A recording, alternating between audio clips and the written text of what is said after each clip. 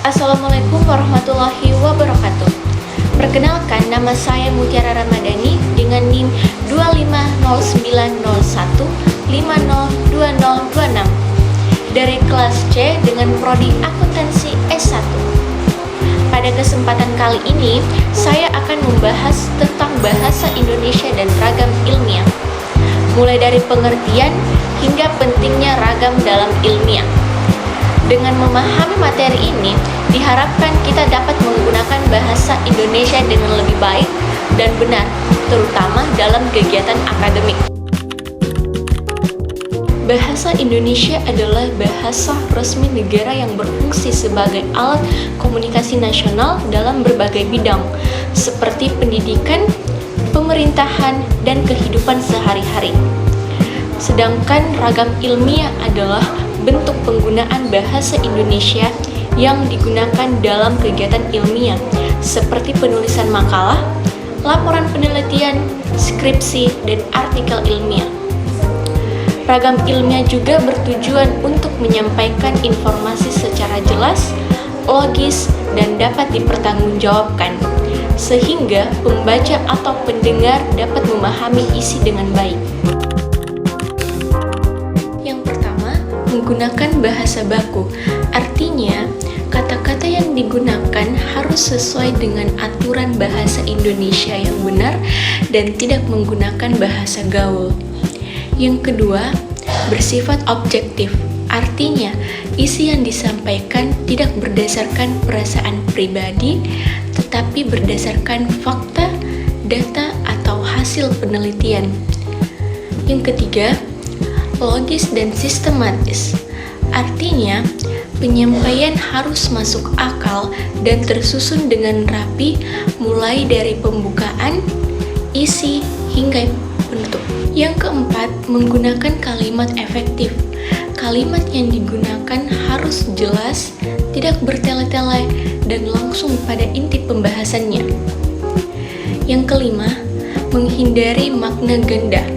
Kalimat dalam raga ilmiah harus jelas sehingga tidak menimbulkan penafsiran yang berbeda.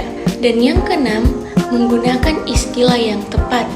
Biasanya dalam ragam ilmiah digunakan istilah-istilah khusus sesuai dengan bidang yang dibahas.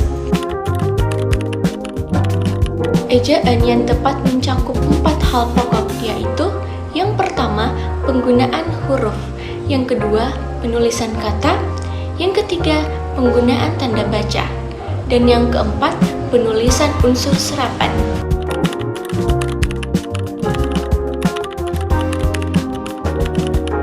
Dari contoh tersebut dapat dilihat bahwa ragam ilmiah menggunakan bahasa yang lebih formal, jelas, dan terstruktur, serta menghindari kata-kata tidak baku seperti aku, enggak, atau banget. Yang pertama, untuk menyampaikan informasi secara jelas dan tepat. Yang kedua, untuk menghindari kesalahpahaman dalam memahami suatu informasi. Yang ketiga, untuk menunjukkan sikap profesional dalam penulisan atau penyampaian. Dan yang keempat, sebagai standar dalam dunia akademik dan pendidikan.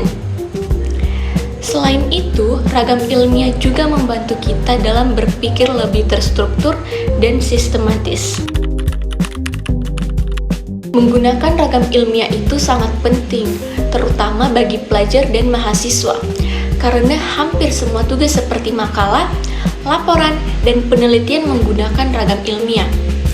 Jika kita tidak menggunakan ragam ilmiah dengan benar, maka tulisan atau penyampaian kita bisa dianggap kurang jelas atau kurang formal. Oleh karena itu, kita perlu membiasakan diri menggunakan bahasa yang baik dan benar, terutama dalam situasi resmi. Sebagai penutup, dapat disimpulkan bahwa bahasa Indonesia memiliki berbagai ragam. Salah satunya adalah ragam ilmiah yang digunakan dalam kegiatan formal, khususnya di dunia pendidikan. Ragam ilmiah memiliki ciri-ciri seperti menggunakan bahasa baku, bersifat objektif, logis, sistematis, serta menggunakan kalimat efektif.